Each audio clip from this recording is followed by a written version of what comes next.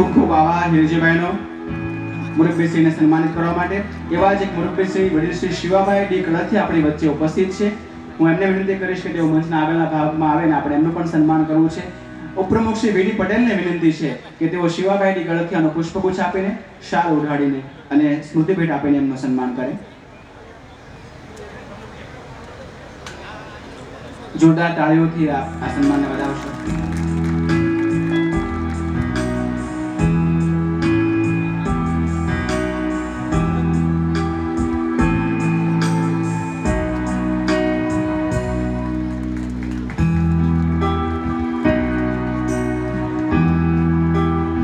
ખૂબ આભાર શ્રી વીડી પટેલ સાહેબનો।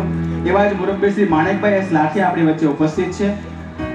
એમને વિનંતી છે કે તેઓ મંચના આગળના ભાગમાં આવે અને ભીખાબેન ઘોઘારી આપણા સમાજ અગ્રણી આપણી વચ્ચે ઉપસ્થિત છે। તેમને વિનંતી કરીશ કે શ્રી માણેકભાઈ એસ લાઠિયાનો પુષ્પગુચ્છ આપીને શાલ ઓઢાડીને અને સ્મૃતિભેટ આપીને એમનું સન્માન કરશે।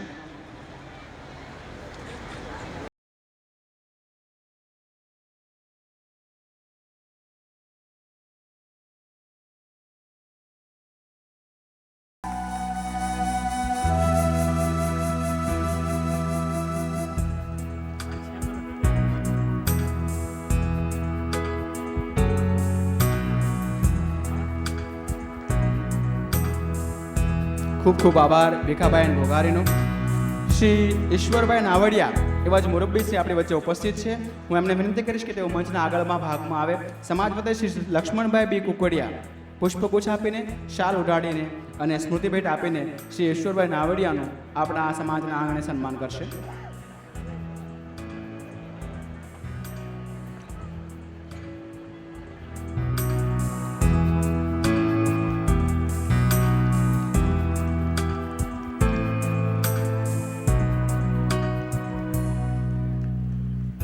ખૂબ ખૂબ આભાર માનનીય શ્રી લક્ષ્મણભાઈનો ઈશ્વરભાઈ નાવડીનું સન્માન કરવા બદલ। એવા જ એક મુરબ્બી શ્રી વલ્લભભાઈ ઝડફિયા આપણી વચ્ચે ઉપસ્થિત થઈ ચૂક્યા છે ઝડફિયા બ્રદર્સના। શ્રી ઘનશ્યામભાઈ મામુકિયાને હું વિનંતી કરું છું કે શ્રી વલ્લભભાઈ ઝડફિયાનો પુષ્પગુચ્છ આપીને શાલ ઓઢાડીને અને સ્મૃતિ ભેટ આપીને સમગ્ર સમાજ વતી એમને આવકારે।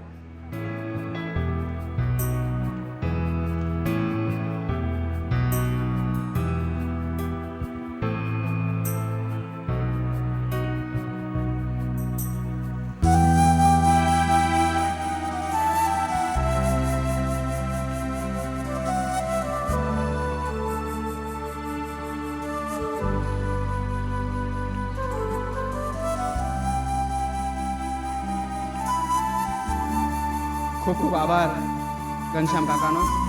એવા જ બીજા એક મુરબ્બી શ્રી દેવજીભાઈ કાકડિયા ડી નીતિન કંપનીના શ્રી દેવજીભાઈ કાકડિયા આપણી વચ્ચે ઉપસ્થિત છે।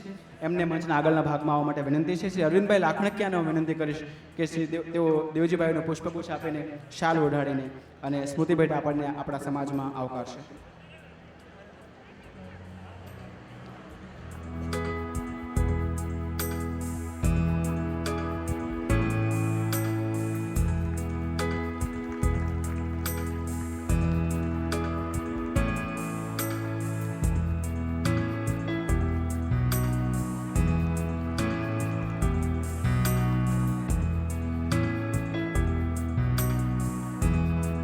ખૂબ ખૂબ આભાર શ્રી અરવિંદભાઈ લાખણકિયાનો।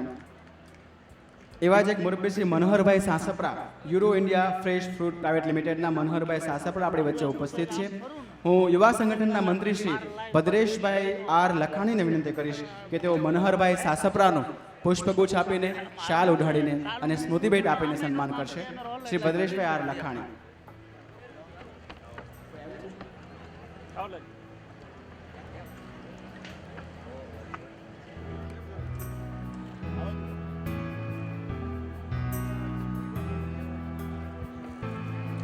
સમાજના આંગણે આપણે આ મુરબ્બી શ્રીઓને સમાજના મહાનુભાવોને શું કામ આવકારીએ છીએ, શું કામ એમનું સન્માન કરીએ છીએ? આપે જોયું હોય તો જે મહાનુભાવોને મેં અહીં સન્માન કરવા માટે બોલાવ્યા છે એ દરેકની પાછળ કોઈ ને કોઈ મોટા ઉદ્યોગનું નામ છે, કોઈ ઇન્ડસ્ટ્રીઝનું નામ છે, કોઈ સંસ્થાનું નામ છે, કોઈ સેવા કાર્યનો ઉલ્લેખ છે। આ બધા પુરુષાર્થના પ્રતીક સમાન આપણી વચ્ચે ઉપસ્થિત હોય છે એમાંથી પ્રેરણા લેવી જેવી હોય છે. એ પ્રેરણા પામવા માટે થઈ અને આપણે એમનું સન્માન કરતા હોઈએ છીએ. આ એમનું સન્માન નથી. જે કાર્ય, જે વિચાર, જે ગુણ, જે કૌશલ્ય, જે ક્ષમતા એમની ભીતર હોય છે, એમનું સન્માન હોય છે. સમાજની યુવા પેઢીને એ કૌશલ્યની, એ ગુણની, એ વિચારની, એ સદગુણની પ્રેરણા મળે એવા હેતુથી આપણે સમાજમાં મહાનુભાવોને બોલાવતા હોઈએ છીએ અને એમનું સન્માન કરતા હોઈએ છીએ.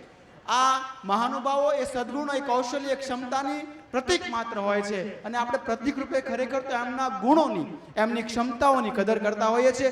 જોરદાર તાળીઓ થઈ જાય આ બધા જ મહાનુભાવો માટે.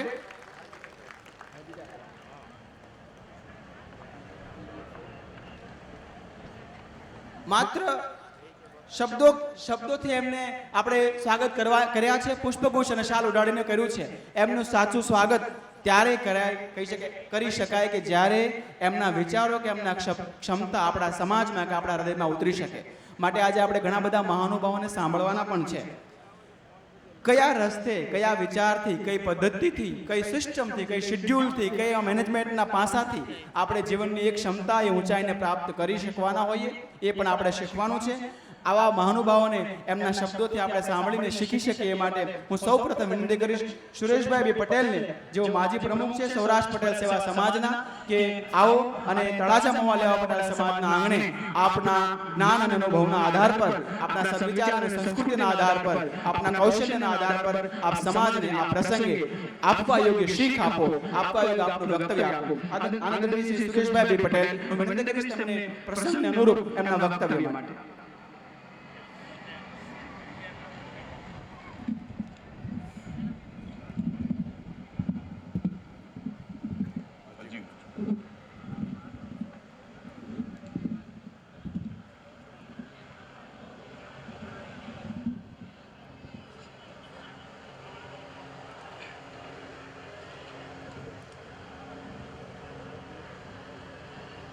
આજના મંગળ પ્રભાતે શ્રી તળાજા મહુવા લેવા પટેલ સેવા સમાજ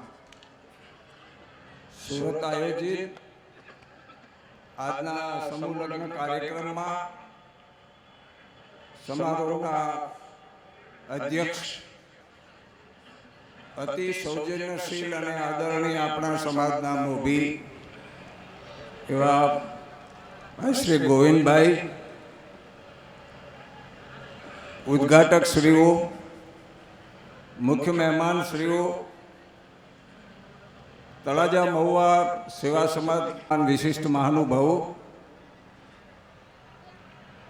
ઉપસ્થિત સજ્જનો અને બહેનો, તમને ખબર હોય કે ના હોય પણ આપણા સૌરાષ્ટ્રની એક સંસ્કૃતિ છે અને એ સંસ્કૃતિ એ છે, સૌરાષ્ટ્રના ગામડાઓમાં મેં બચપણમાં આ વસ્તુ જોઈ છે કે ગામડાના સૌરાષ્ટ્રના કોઈ પરિવારમાં, કોઈ કબીલામાં, કોઈ કુટુંબની અંદર જ્યારે બાળકનો જન્મ થાય છે અને પછી એ બાળક 6 દિવસની ઉંમરનું થાય એટલે એક વિધિ કરવામાં આવે છે. એક લીપેલા ગુંપેલા સ્વચ્છ ઓરડામાં એક ઘીનો દીવો પ્રગટાવવામાં આવે, ત્યાં અગરબત્તી, ધૂપ, દીપ વગેરે થાય. એક કોરો મોટો કાગળ મૂકવામાં આવે ને નાના લીલા ઝાડની ડાળી કાપી એની કલમ બનાવવામાં આવે. શાહીનો એક ખડિયો મૂકવામાં આવે. પછી એ 6 દિવસની ઉંમરના બાળકને ઓરડામાં એકલાને સુવડાવી દેવામાં આવે. ઓરડો બંધ કરી દે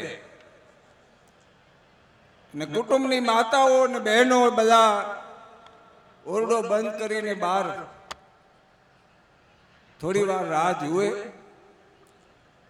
મેં બચપણમાં પૂછ્યું, આ જ્યારે જોયું ત્યારે માતાઓને અને બહેનોને મેં કહ્યું તમે આવા નાના સરખા બાળકને એકલાને ઓરડામાં કેમ પૂરી દીધું છે?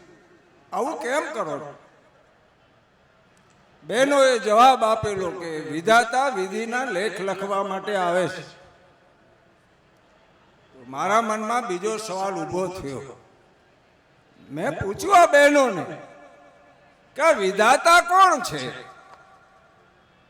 બહેનોએ કહ્યું કે અમને એની ખબર નથી. આ મનમાં પ્રશ્ન સતત ઘૂંટાતો રહ્યો, એનો પ્રત્યુત્તર ન મળ્યો.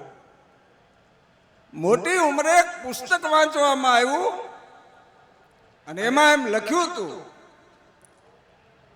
કે વિધાતા કોઈ દેવતા નથી પણ દેવી છે. અને વિધિના લેખ એટલે એવું નહીં કે આ બાળક મોટું થઈને મોટો જમીનદાર થશે, મોટો મિલ માલિક થશે, અતિ સંપત્તિવાન થશે, એવું વિધાતા કદી વિધિના લેખમાં લખતા જ નથી. વિધિના લેખ એટલે વિધાતા એવું લખે છે કે આ બાળક મોટું થઈને સ્વભાવે કેવું થશે. માણસના સ્વભાવ વિશેનો જે લેખ છે એને વિધિનો લેખ કહેવામાં આવે છે. એટલે માણસના જીવનમાં સ્વભાવ બહુ મહત્વનો ભાગ ભજવે છે. જેનો ઉત્તમ સ્વભાવ છે, કુદરતે જેને સારો સ્વભાવ આપ્યો છે, વિધાતાએ જેને બહુ ખુશનસીબ કર્યા છે, એ દુનિયાનો સૌથી સુખી માણસ છે. અને ખરાબ સ્વભાવના જેવો કોઈ દુખી નથી. ઈશ્વરે આપણને જે જીભ આપી છે, જે વાચા આપી છે, એ 3-4 કાર્યો કરવા માટે આપી છે. એક ઈશ્વર સ્મરણ કરવા માટે આપી છે, બીજું જ્ઞાનની આપલે કરવા માટે આપી છે, વ્યવહાર ચલાવવા માટે આપી છે, કોઈની ભલાઈ કરવા માટે આપી છે. પણ કોઈનું ઘર ઉજાડવા માટે આ જીભનો ઉપયોગ કરવાની કુદરતે આપણને પરવાનગી નથી આપી. ખાસ કરીને બહેનોને મારે વિનંતી કરવાની છે કે હંમેશા મધુર બોલીએ, બીજાને ગમે એવું બોલીએ. આજે ઘણી બધી દીકરીઓ પુત્રવધુ બનીને એમના ઘરમાં આવશે. કોઈ પહેલી વાર સાસુ બનશે, કોઈ બીજી વાર બનશે, કોઈ ત્રીજી વાર બનશે. અને જ્યારે પુત્રવધુ એ દીકરી પુત્રવધુ બનીને સાસુને પગે લાગશે ત્યારે સાસુમાં સાડીના પાલવને છેડે એક ચીથરડી બાંધી છે, એમાંથી 100-200 રૂપિયાની નોટ કાઢીને એ દીકરીને આપશે, આશીર્વાદ આપશે. પણ મારે આ સાસુઓને વિનંતી કરવાની છે કે તમે 100-200 રૂપિયા ન આપો તો કંઈ વાંધો નહીં, એના નસીબમાં હશે તો કુદરત એને આપશે, અને નહીં હોય તો હશે તે પણ જતું રહેશે. પણ તમે આજે એને એવા અંતરના આશીર્વાદ આપો કે દીકરી, તું મારી વહુ નથી, પણ તું મારી પુત્રવધુ નથી, પણ દીકરી છે. હું તારી સાસુ નથી, પણ હું તારી જનેતા છું. અને હું જ્યાં સુધી જીવિત છું ત્યાં સુધી તારા સમગ્ર જીવન ઉપર હું દુઃખની છાયા નહીં પડવા દઉં. તને વ્યવહારમાં સમજ ના પડતી હોય તો તું મને પૂછજે. ઘરમાં કઈ વસ્તુ ક્યાં છે એની સમજ ન પડતી હોય તો 2 ધડક પૂછજે. તું ગભરાઈશ નહીં, મૂંઝાઈશ નહીં. હું તારી જનેતાના રૂપમાં તારી આગળ અહીંયા મોજૂદ છું.